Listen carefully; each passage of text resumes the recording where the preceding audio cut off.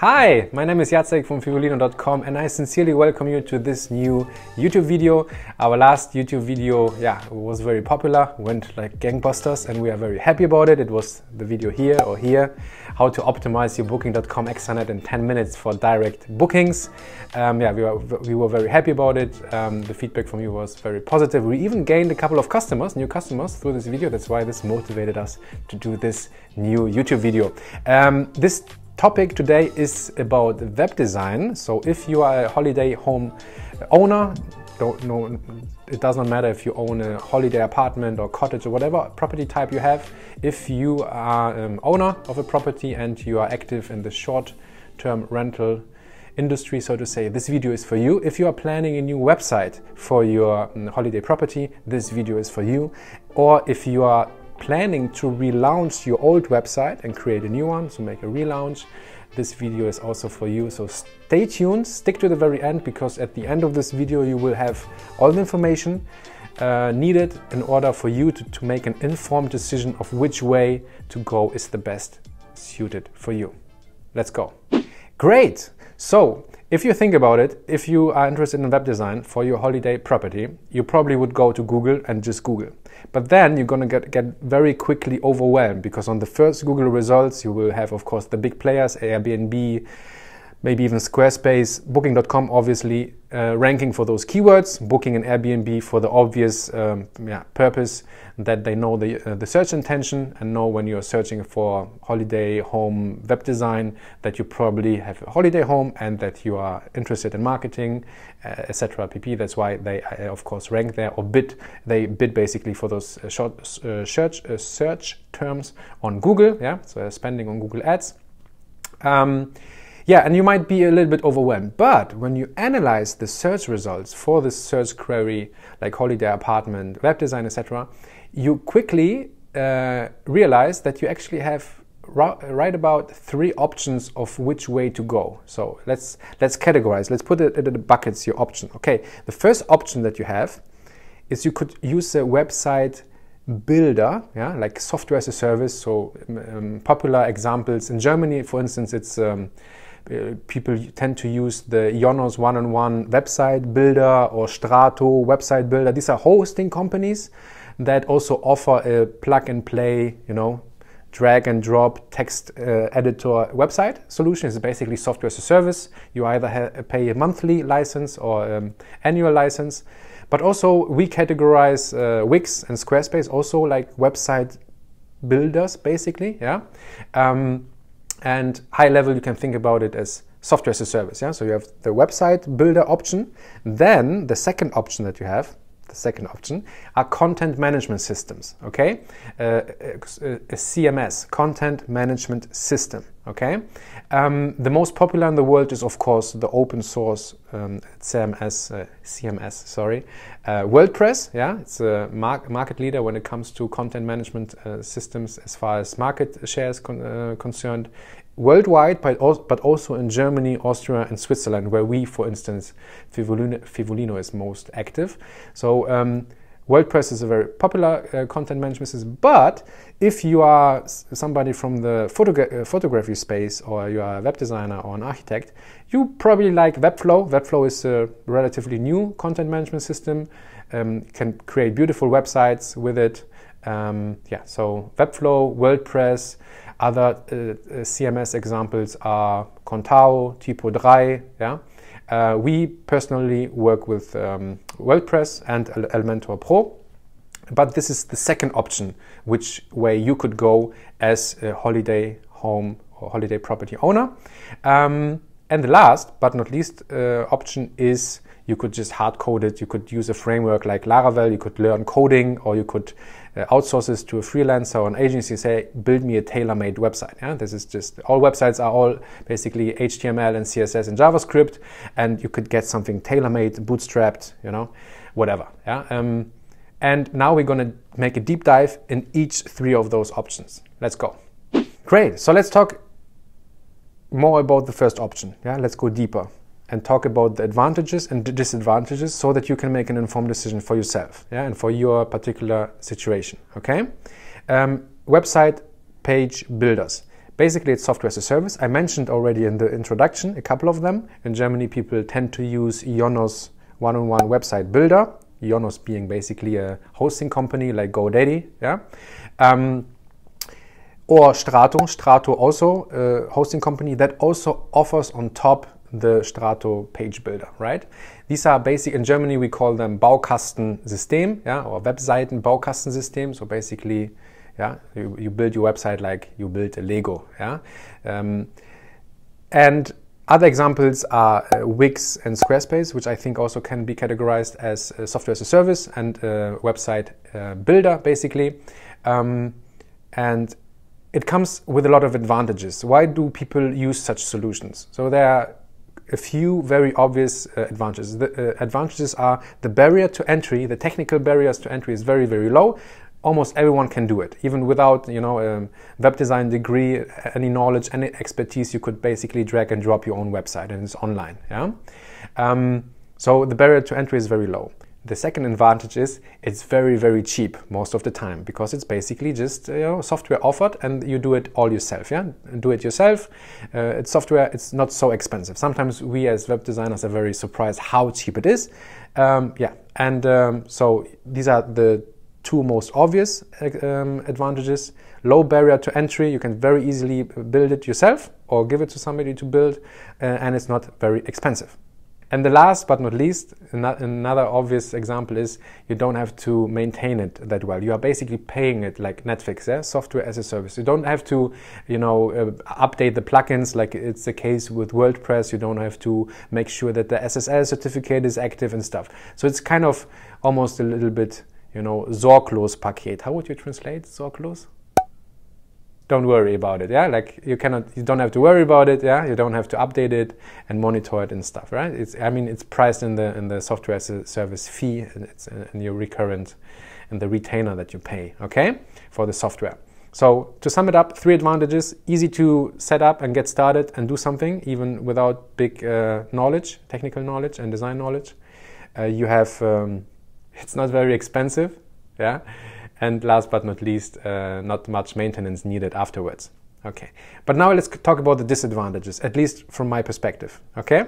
Okay, the disadvantages are maybe not that obvious. The first one is you have this lock-in effect and you are kind of bound to the features that are provided by the software as a service. So if Ionos one-on-one page builder doesn't have certain features, yeah, like, I don't know, I would like to display my Instagram photos, yeah, directly in the page or whatever, yeah. Then, yeah, you are kind of a little bit restricted because you don't have so many features. So you're kind of restricted to what is offered by the given, service provider. The other disadvantage is you have a kind of lock-in effect. What do you do when you use a page builder? And if they raise their prices, you're kind of, okay, I cannot just move my website because mostly you don't have access to the source code. You couldn't move that easily between platforms. So you have the certain dependency on the service provider and a certain lock-in effect, I would call it. And another thing that maybe is not such a big advantage, depends on who you ask, is you don't have that many design templates, not so many people you could reach out to help you, for instance. Design templates is another aspect that I would categorize as a potential disadvantage. Yeah, you have a certain, and then sometimes it almost feels like the websites look all the same. So again, you have the same negative thing that you have also on booking platforms. You are very comparable. Everyone looks the same. Yeah, and then if everyone looks the same, you only have one differentiating factor, which is the price, and you never want to compete on the price. Yeah, so that's something that I would also like to highlight as a disadvantage. Yeah, the lack of differentiation and design Vorlagen, so design templates. And another thing that I want to mention without bitching, I won't even name the page builder that was used in this case. We had a case where a holiday owner came to us and said, hey, I have this website from this page builder, but hey, I do not appear in Google for search queries. And we took a closer look. And of course, the website looked more or less decent. It was good enough. It wasn't super good from information architecture and user flow and call to actions and everything that the proper web designer would have implemented. But it was good enough. But then we took a closer look and all the basic things of on-page SEO were not done. Google didn't index the website. So what's the point of having a more or less decent website, but you're not visible on Google? It doesn't make any sense. I mean, only people can visit your website. You're still online, yeah. I mean, when I put in the URL of your domain, you know, I can find you. Yeah? The website is accessible over the internet, but you don't appear on Bing, on DuckDuckGo, Ecosia, or of course, here Google being the most important search engine. You don't appear in the search room. That doesn't make any sense because you don't have any visibility at all. We were able to get the lady indexed with her holiday. It was a holiday apartment, actually, Ferienwohnung in Bavaria, and we got her indexed within 4 days. Basically, you know, submitting the sitemap, creating a sitemap, submitting it to the Google Search Console, doing some interlinking, updating, optimizing the images and stuff, and boom, bang, suddenly she was visible. So, and most of the time when I kind of analyze, or we analyze holiday rental websites, we see that they don't rank that well if they are done, for instance, with WordPress or Webflow, and there's some decent on-page SEO done. Yeah, so the website don't just look pretty. Yeah, they are also optimized for search engines, actually also seen by search engines. Very important. Okay, so now we talked about the advantages and disadvantages. Let's move over to content management systems, shall we? Okay, I just realized that I say shall we? Sorry, it's not sorry. I said shall we? Sollen wir? Okay, doesn't matter. Word problems. English not being my native tongue or language. Don't forget that.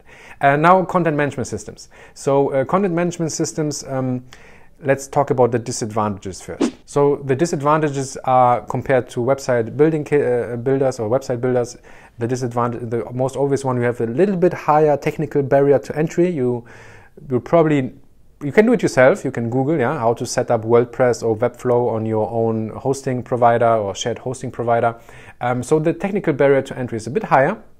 That's the first, I would say, disadvantage or criteria that you have to consider. And the second is that you should maintain it. Yeah? Maintaining meaning do the theme updates. Yeah, if you use WordPress or Webflow, update the plugins. Make sure that once a quarter, yeah, you log in and you do a little bit of cleaning, which is fine. You know, I mean, if you're a house, you also don't just live in the house. You also clean it up a little bit. Yeah, see if the windows are closed or open. So very important also for the sake of security. If plugins are not updated regularly, you could get a virus. Somebody could hack you. So this is, of course, you can dodge this, or you can automate a lot of things, especially in WordPress. You can basically eliminate this disadvantage, and basically it's not a problem, not a big deal. But I wanted to mention those two things, which basically are very different from the website builders. Yeah, so the two disadvantages. The technical barrier to set it up is a bit higher. Later, then to update the content and stuff is super easy. That's why it's called content management system. You can blog and you can do on-page SEO, and it's really fun. That's why we personally our own company website is built on WordPress. We build most of our web presences on WordPress. We recommend WordPress and Elementor Pro in particular. We really like the setup. Okay. But this is not meant to be an advertisement. This is just our opinion. Yeah? So we don't want to hate at Squarespace. I just actually recently saw, it was not Wix, it was Squarespace, so website page builder, a beautiful holiday apartment website built on Squarespace, and it turned out she basically paid, I don't know, 500 or 1,000 euros for an online course, and she basically learned how to do it properly with Squarespace, which makes sure I was actually we were very pleasantly surprised to see it. Hey, she did a good job. She's like, better than 80% of the stuff that we normally see. So that was cool. By the way, a quick hack for you: if you find a beautiful website and you want to know, hey, how was it built? You could use build.com. Maybe we put a link somewhere here. When you put in there the URL, it will show you what technological stack was used to build this web presence. You will see, is it Squarespace? Is it one-on-one page builder? Is it WordPress or whatever? So a very cool tool. Okay, so we talked about the disadvantages of content management system, and let's dive into the advantages. Okay, now let's talk about the advantages. The advantages for content management systems. So the first advantage is that you stay independent. Yeah? If you decide to swap between content management systems, you have all the data, you have the source code. So you don't have this big login effect. That's cool. You are less dependent. Yeah, as far as price increases are concerned and stuff. I mean, open source WordPress is for free basically. So you don't have this login effect that you have with website builder. You have a trillion amount of plugins, features. You have a lot of freelancers, agencies, web designers that could actually help you, support you, and build, something that almost feels like tailor-made without being tailor-made. Yeah, so you can really develop on top.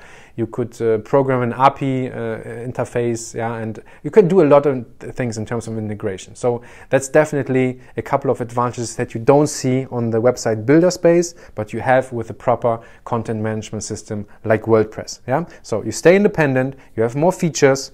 You have a lot of access to agencies, freelancers, web designers that could actually help you and support you. You can develop further and stuff. And you have a lot of design templates. You have a lot of flexibility as far as design is concerned.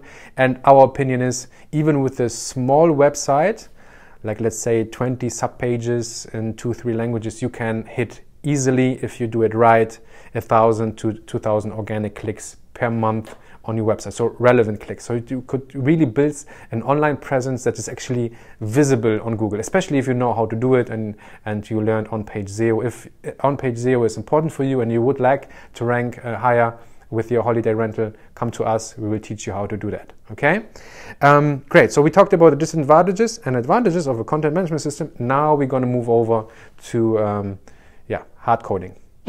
Great. So we talked about website builders, we talked about content management systems, and now we talk about basically tailor-made website.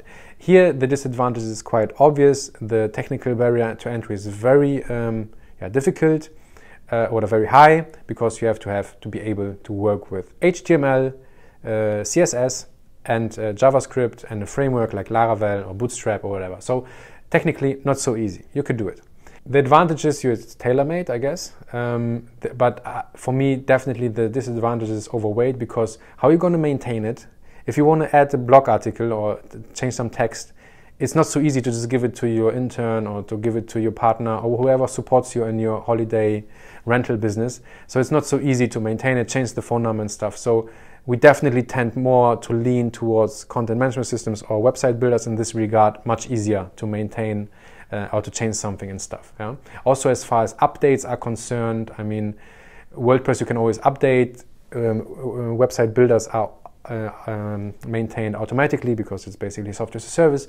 So we definitely don't recommend it. You can do it. We know a couple of businesses that have done it. That's fine. It always depends on your setup. Yeah, if it makes sense. For the most part, what we see in the market, it doesn't make that much sense unless you are a very big player, then you can afford it. We didn't even talk about costs. That would be definitely also could be mentioned as a disadvantage, much more expensive than a content management system or a website builder. Yeah. So that was the last part. It was a bit shorter, but I hope that's fine. Basically a tailor-made solution. Disadvantages being high level of complexity, more expensive, not so many options to plug and play and extend your features, the range of features, and the advantages are obvious also, that it's quite tailor-made, but we see more disadvantages than advantages nowadays. And to sum it up, we're going to make a wrap up now. Okay, thanks for your attention. I hope you pulled something valuable out of this video. You got some new information, some new impulses, and if you liked it, we would really appreciate like a thumbs up or a comment or a question. We personally answer your questions, and so feel free to do it. And if you want to read more about it, we have a blog article exactly about this topic on our website. We will put the link in the video description. It's in German, but you can just translate it or use DeepL or whatever, or a plugin in Chrome to read it in English. And it's called Anleitung 3 Wege zu deiner eigenen Fewo-Webseite. And thank you so much for your attention. I see you hopefully in the next video. Ciao.